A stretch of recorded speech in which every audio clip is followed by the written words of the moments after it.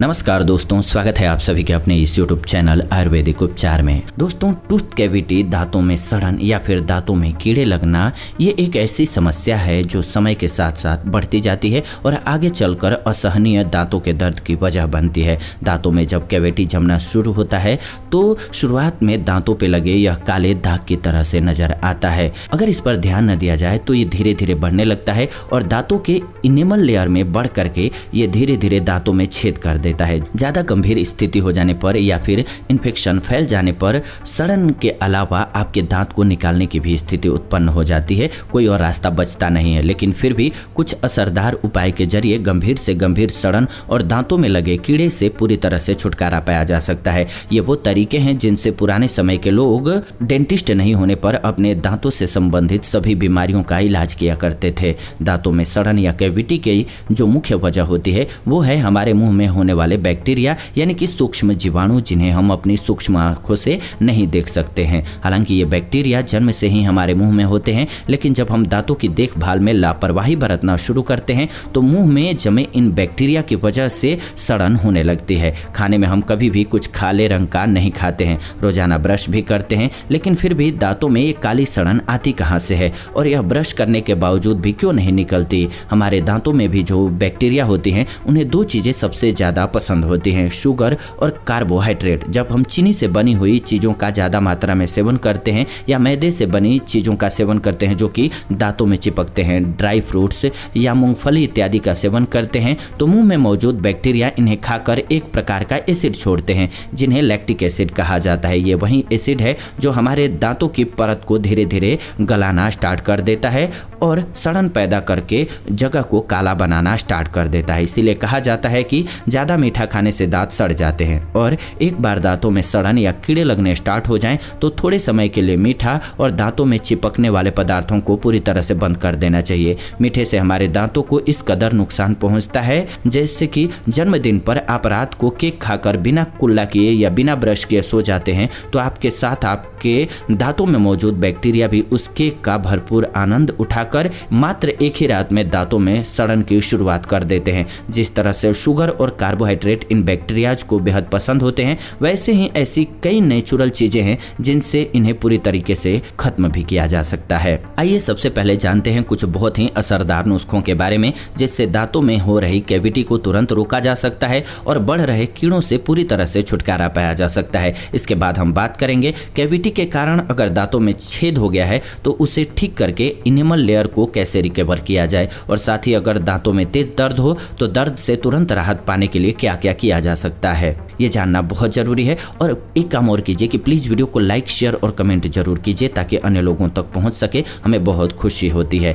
पहला उपाय आइए जानते हैं। तिल और लौंग को दांतों में बढ़ रही कैविटी को रोकने के लिए बहुत ज्यादा फायदेमंद माना जाता है। लौंग के अंदर एंटी माइक्रोबियल, एंटीसेप्टिक, एंटीबैक्टीरियल और एंटी फंगल प्रॉपर्टीज पाई जाती हैं जिसके इस्तेमाल से दांतों को गलाकर खोखला करने वाले बैक्टीरिया तेजी से कम होने लगते हैं। एक चम्मच तिल के तेल में 3 से 4 बूंद लौंग का तेल डालकर इससे रोजाना सुबह खाली पेट कुल्ला करें। इसके साथ ही तिल के तेल और लौंग के तेल को बराबर मात्रा में मिक्स कर लें और कॉटन की सहायता से दांत के आकार के बराबर बॉल बना लीजिए और उस तैयार तेल में उसको डुबो दीजिए। उसके बाद इस कॉटन बॉल को कैविटी वाले दांतों के बीच में 10 से 15 मिनट दबा करके रखें। रुई की छोटी बॉल दांतों के बीच में रखने से ऑयल लगातार दांतों के बीच में जाता रहता है। इससे पहले दूसरे दिन में ही काफी अच्छे रिजल्ट मिल जाएंगे आपको और दांतों का दर्द पूरी तरह से ठीक हो जाएगा।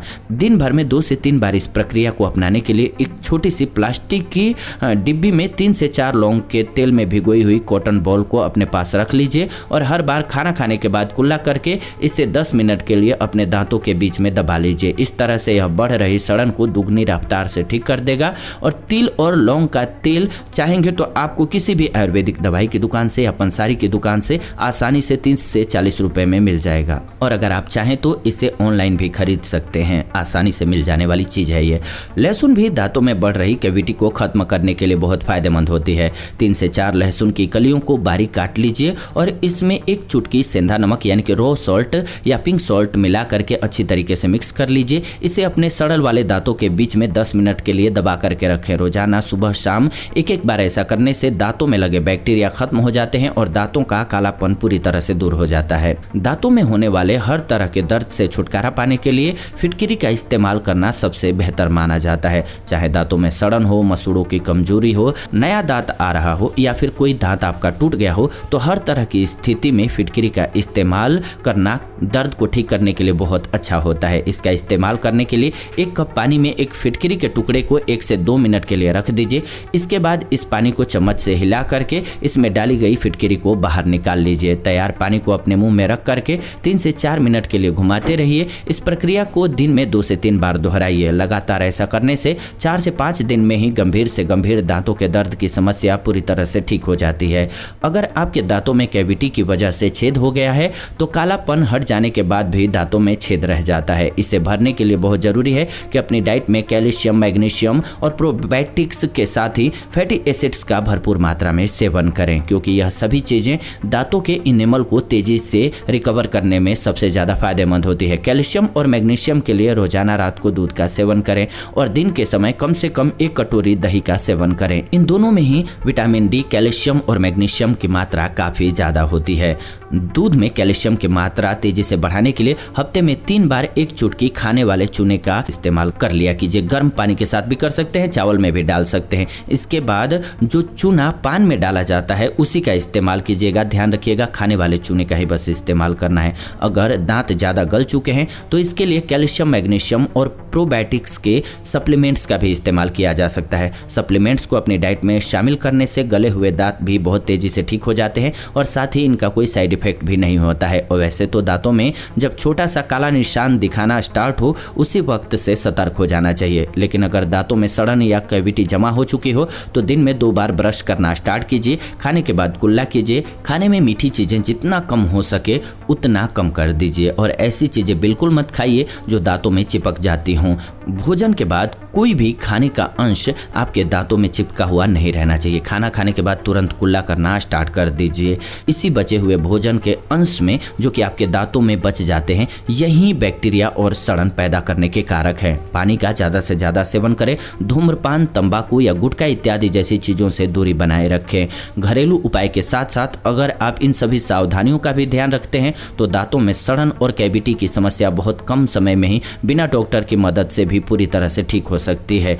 ये ध्यान रखिए। इसके अलावा आप कभी कभी ब्रश कर लिया कीजिए। नमक में थोड़ा सा मिला करके लौंग का ऑयल और उसमें थोड़ी सी मिला दीजिए सरसों ऑयल। जी हाँ, इन दोनों को मिला करके अच्छे से ब्रश कर लिया कीजिए सप्ताह में 1 दिन। अगर नीम की दातुन मिल जाए तो वो करना और बेहतर होता है। और मुख के कैंसर से आपको बचना है। अगर आप मुख के कैंसर से डर रहे हैं, जो कि डरना भी चाहिए, तो बहुत बेस्ट तरीका है कि क्या कीजिए, आप पान की पत्तियां लीजिए, उसको उबाल दीजिए और उसमें चाहे तो 2 नीम की पत्तियां भी उबाल सकते हैं और उससे कुल्ला कीजिए। इससे आपको मुख कैंसर होने के चांसेस जो हैं वो बहुत कम हो जाते हैं। मुंह के कैंसर से बचने के लिए ये बेस्ट तरीका है आपके लिए। इसके अलावा जो लोग खास करके गुटखा वगैरह का सेवन करते हैं तो पहली बात तो उसे छोड़ दीजिए, बेस्ट है। नहीं तो इस पान के पत्ते को उबाल करके इसका सेवन जरूर कीजिए। ध्यान रखिएगा, पान जितना ज़्यादा हरा होता है उतना ज़्यादा फायदेमंद होता है। आपको हरे रंग का जो जितना ज़्यादा हरा होगा उतना ज़्यादा फायदेमंद होगा उसी पान का इस्तेमाल करना। उसमें कत्था नहीं मिलाना कभी भी। चूना मिला सकते हैं, आपके लिए फ़ायदा रहेगा, लेकिन कत्था मत मिलाइएगा। आप उबाल करके पानी से कुल्ला कर सकते हैं या फिर डायरेक्ट पान की पत्ती को चबा भी सकते हैं, लेकिन क्या करें, सिर्फ और सिर्फ उसमें चूना मिलाएं। इसके अलावा कुछ भी आपको नहीं मिलाना है। हाँ, सौंफ मिला लेते हैं तो वो आपके लिए गुणकारी रहता है, उसमें कोई दिक्कत नहीं है, लेकिन आपको खैर जो बोला जाता है वो कभी भी नहीं मिलाना चाहिए।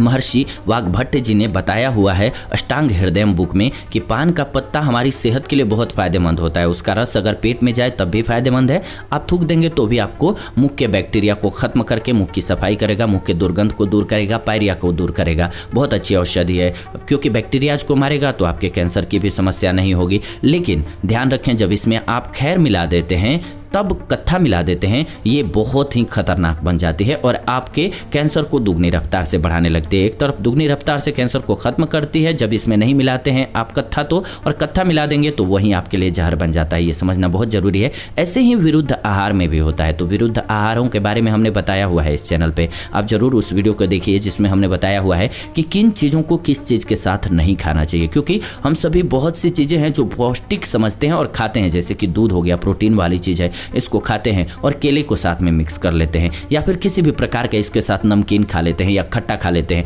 तो ये हमारी सेहत के लिए बहुत नुकसानदायक होता है। तो ऐसी ही चीज़ों के बारे में हमने इस चैनल पे बताया हुआ है, तो आप जरूर उस वीडियो को देखिए। आपके पूरे जीवन काम आने वाली बेस्ट जानकारी है वो। साथ ही साथ इस चैनल के साथ बने रहिए। क्यों ऐसा हम कह रहे हैं? बने रहने के लिए आप चैनल को सब्सक्राइब कर लीजिए, बेल नोटिफिकेशन को ऑन कर लीजिए। कर लिया आपने? क्यों हम कह रहे हैं ये भी आपको बताते हैं। इस वजह से कि इस चैनल के माध्यम से हम हर रोज ऐसी जानकारी आपके लिए लेकर के आते हैं। आपका 5 से 10 मिनट हर रोज लगता है, पर आपके पूरे जीवन काम आता है। आप इतनी महंगी चीजें खरीद करके लाते हैं, आपके शरीर को फायदा नहीं होगा तो क्या फायदा। तो कब किस चीज का किसको सेवन करना है, कितनी मात्रा में करना है, कैसे करना है, कब इसका बेस्ट समय है, क्या इसकी सही मात्रा है, क्या इसकी प्रकृति है, ये सब कुछ समझ जाएंगे, सीख जाएंगे कुछ दिनों में। तो इसीलिए आप चैनल के साथ बने रहिए। उम्मीद करते हैं आपको वीडियो पसंद आई होगी। अगर वीडियो पसंद आई है तो प्लीज़ वीडियो को लाइक कीजिए, शेयर कीजिए व्हाट्सएप पे, फेसबुक पे अपने फैमिली मेंबर्स के साथ, दोस्तों के साथ, ताकि उनको एक बेहतर जानकारी मिल सके। मेरा ये प्रयास है कि सभी स्वस्थ रहें, आप सब भी इसमें भागीदार बने। प्लीज़ वीडियो को लाइक, शेयर और कमेंट करें। फिलहाल आज के इस वीडियो को इतना ही रखते हैं। अंत तक देखा आपने, इसके लिए दिल से धन्यवाद आप सभी का। अगर आपके मन में कोई सवाल है हेल्थ को लेकर के तो कमेंट्स के माध्यम से लिख भेजिए। साथ ही साथ जरूर बताइए लिख करके कमेंट्स के माध्यम से कि कैसी लगी आपको वीडियो। और एक बात कि अगर आप कोई सुझाव देना चाहते हैं चैनल को या किसी टॉपिक पर वीडियो चाहते हैं तो लिख भेजें कमेंट्स के माध्यम से, हम उस पर जरूर ध्यान देंगे। फिलहाल आज के इस वीडियो को इतना ही रखते हैं, विदा लेते हैं। आज की इस वीडियो से जुड़ेंगे नई वीडियो में, तब तक खुश रहें, स्वस्थ रहें। धन्यवाद, नमस्कार दोस्तों।